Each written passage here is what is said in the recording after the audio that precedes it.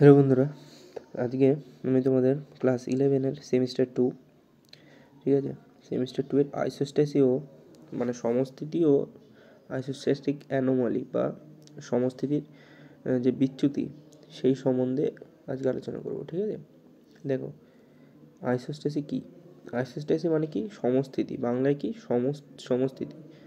সমস্থিতি শব্দটাকে বাংলায় পাওয়া যায় সমতায় স্থিতি। আচ্ছা, তারপরে দেখো সমস্থিতি। দেখো প্রথমে সমস্থিতি সম্বন্ধে জানতে গেলে প্রথমে জানতে হবে সমস্থিতি শব্দটি কোথা থেকে এসেছে। সমস্থিতি শব্দটি এসেছে গ্রিক শব্দ আইসস দ্বারা। লিখে নি, গ্রিক শব্দ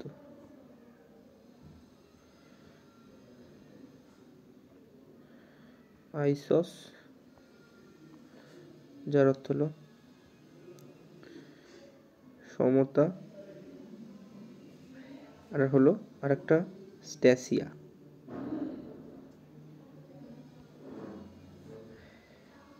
বা অবস্থা। ওকে, এবার দেখো আইসোস্ট্যাসিস যদি সংজ্ঞা বলা হয়, সেই সংজ্ঞাটা হবে ভূত্বকের বিভিন্ন অংশের বিভিন্ন উচ্চতায় ভারসাম্য বজায় রেখে অবস্থানকে বলা হয় সমস্থিতি।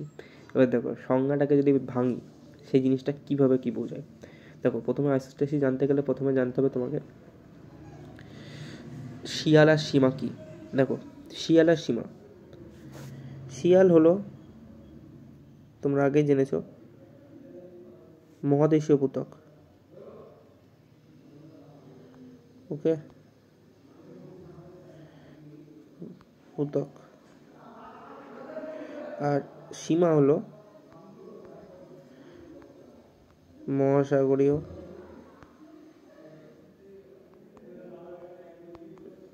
ভূত্বক। ওকে, এই মহাদেশীয় ভূত্বকের মানে শিয়ালের ঘনত্ব হলো 2.8 গ্রাম পার সেমি কিউব, আর সীমার ঘনত্ব হলো 2.9 গ্রাম পার সেমি কিউব। ওকে, অর্থাৎ কি বুঝলাম? সীমার ঘনত্ব শিয়াল অপেক্ষা বেশি। এবার দেখো যদি জিনিসটা তোমরা বোঝো, কোনো ভারী জিনিসের ওপর কোনো হালকা জিনিস ভাসে, অর্থাৎ আমাদের সীমার ওপর শিয়াল স্তরটি ভাসছে। এবার দেখো এই ভূত্বকের দুটো অংশ সীমা ও শিয়াল, এই দুটির যে ভার, এই দুটির যে ঘনত্ব, এদের মধ্যে সমতা বজায় রেখে এরা অবস্থান করছে, এই অবস্থাটাকে বলা হয় সমস্থিতি। আর এই সম্পূর্ণ ভূত্বকটা কার ওপর ভাসছে, সেটা হলো গুরুমণ্ডল। আর গুরুমণ্ডলের ঘনত্ব এই ভূত্বকের চেয়েও বেশি। বুঝতে পেরেছ? এবার দেখো জিনিসটা কীরকমভাবে কাজ করে, সমস্থিতি কীরকমভাবে কাজ করে, এটা যদি তোমাদের চিত্রের মাধ্যমে বোঝায় তাহলে জিনিসটা তোমরা বুঝতে পারবে। দেখো কীভাবে কাজ করে। দেখো ধরো এইটা একটা পাহাড়, বড় পাহাড়, এটা একটা ছোট পাহাড়, এইটা আর একটু ছোট পাহাড়, এটা একটা খুব বড় পাহাড়। ওকে, এবার দেখো এটা সম্পূর্ণ হলো শিয়াল। ওকে, এবার আমি যদি এইটাকে নিচে যদি সীমা করি তাহলে কীরকম হবে, অর্থাৎ ভূ অভ্যন্তরে যতটা শিয়ালের উচ্চতা ততটাই নিচে গভীর থাকবে, মানে তার রুটটা সেরকম উচ্চতায় হবে। যদি ছোট হয় তাহলে ছোট।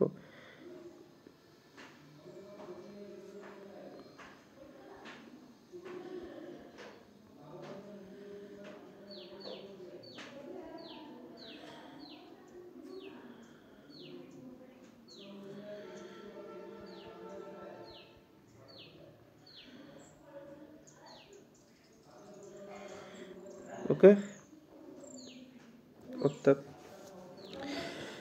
অর্থাৎ যতটা, এটা হলো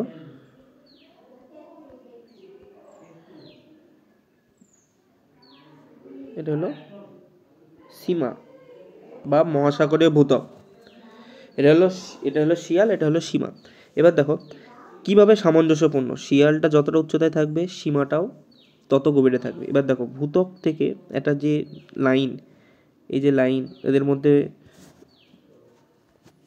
যে এই লাইন যত বেশি উচ্চতা থাকবে তত বেশি গভীরে সেটা পতিত থাকবে, আর যত কম উচ্চতা থাকবে সেটা তত কম নিচে থাকবে। এতটা উচ্চতা এতটা গভীরে থাকবে, এতটা উচ্চতা তত কম গভীরে। বুঝতে পেরেছি ব্যাপারটা? এরকমভাবে সামঞ্জস্য বিধান করবে। এই অবস্থাটাকে বলা হয় সমতা স্থিতি বা সমস্থিতি বা আইসোস্ট্যাসিস, তুমি যাই বলো। এবার দেখো যদি সংজ্ঞা তোমরা দেখতে চাও, সংজ্ঞাটা তোমরা দেখে নেবে, এখানে আমি লিখে দিয়েছি, সেই সংজ্ঞাটা পড়লাম না, সেটাই আমি যেটা বললাম সেটা এখানে আছে, ঠিক আছে? শুধু এখানে একটা জিনিস পয়েন্টটা খুব ইম্পর্ট্যান্ট লাইন, এইখানে লাইনটা দেখো, সমুদ্রের তলদেশে যেখানে শিয়াল স্তর খুব পাতলা বা অনুপস্থিত, সীমা স্তর প্রায় নিকটে, যেটা বললাম যত উচ্চতা কম তত কম গভীরে প্রবেশ।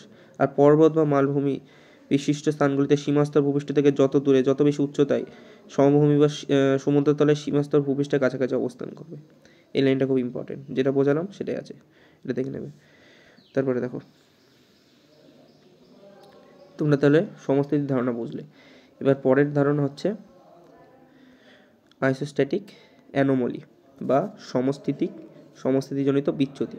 দেখো আইসোস্ট্যাটিক অ্যানোমলি জিনিসটা হলো, তোমরা যদি সূত্রটা জানো, সেই সূত্রটা হলো Bouguer's anomaly minus predicted effect of the root. এবার দেখো তোমাকে আইসোস্ট্যাটিক অ্যানোমলি জানার আগে জানতে হবে বোগার্স অ্যানোমলি কী জিনিস। এবার দেখো বোগার্স অ্যানোমলি কিছুই না, অর্থাৎ আমি তোমাদের যদি ছবির দ্বারা বোঝাই, লিখে রাখি, দাঁড়াও, বোগার্স অ্যানোমলি শর্টে লিখলাম, দাঁড়াও, ওকে। বোগার্স অ্যানোমলি হলো কোনো অঞ্চলের তাত্ত্বিক যে মান, অভিকর্ষের যে তাত্ত্বিক মান, সেই মান থেকে প্রকৃত মানের যে পার্থক্য,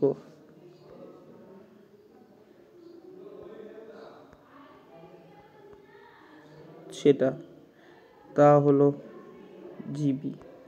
ওকে, এবার দেখো তাহলে বোগার্স অ্যানোমলি বুঝলে। এবার দেখো সমস্থিতিক বিচ্যুতি কী জিনিসটা। দেখো সমস্থিতিক বিচ্যুতি হলো Bouguer's anomaly minus predicted effect of the root.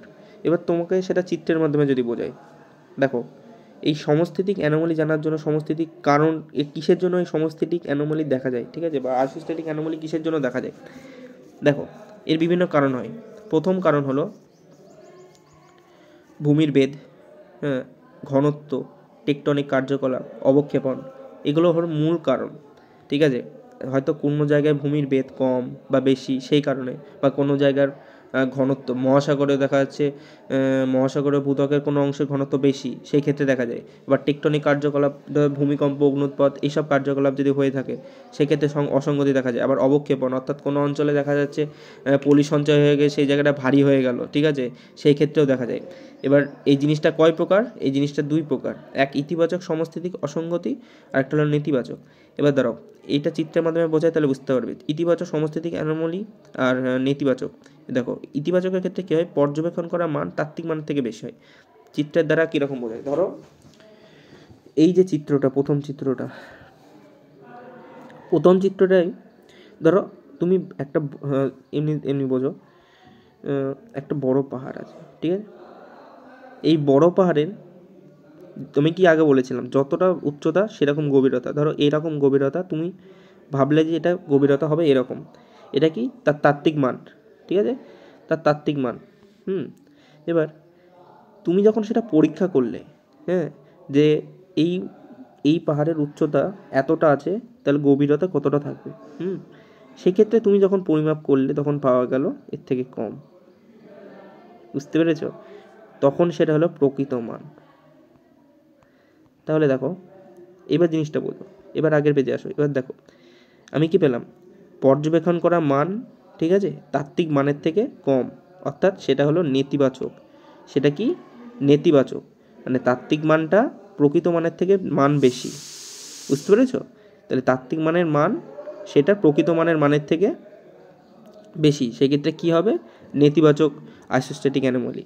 আর অপর ক্ষেত্রে এবার দেখো, যদি যে উচ্চতায় আছে, ঠিক আছে, এবার তুমি ভাবলে এটা খুবই কম, এটা খুবই দেখা যাচ্ছে খুব পাহাড় না, এটা খুবই এর থেকে উঁচু পাহাড়, ধরো এইটা, হ্যাঁ, এবার ধরো এটা কম, এবার তুমি ভাবলে এটার উচ্চতা কমই হবে এইটার তুলনায়, তুমি ভাবলে এতটা, কিন্তু দেখা যাচ্ছে সেইখানে খুব অল্প সময়ের মধ্যে পলি সঞ্চয় হয়ে গেলো বা কোনো কারণে এর ভার বেশি হয়ে গেল, ঠিক আছে, সেই ক্ষেত্রে দেখা যাচ্ছে রুটটা খুব বেশি হয়ে যাবে।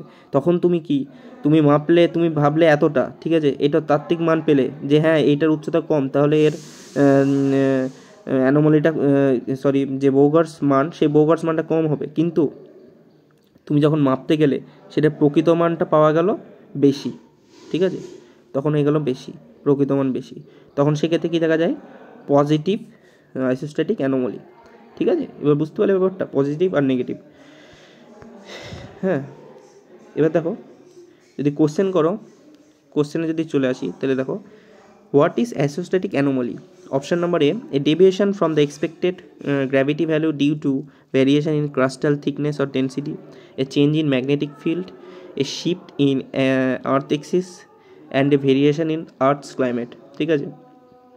এটা যদি দেখো, তাহলে প্রথম প্রশ্নটার অ্যান্সার হবে অপশন নাম্বার এ, ওকে। আরেকটা দেখো, সেকেন্ড প্রশ্ন, what is cause of positive isostatic anomaly? এই প্রশ্নটার উত্তর তোমরা কমেন্ট বক্সে জানিও, এটা থাকলো হোমওয়ার্ক, ওকে। এই প্রশ্নটার উত্তর তোমরা কমেন্ট বক্সে জানিও, আমি পিন করে দেবো, তোমরা যদি না পারো প্রশ্নটা আমি পিন করে দেবো, ঠিক আছে, উত্তরটা কী হবে, ঠিক আছে। আজকের মতো এখানেই। যদি ভিডিওটি ভালো লাগে তাহলে বন্ধুদের মধ্যে এটা শেয়ার করে দিও, আর নিজেরা চ্যানেলটিকে আপডেট পেতে এটা সাবস্ক্রাইব করে দিও, ঠিক আছে।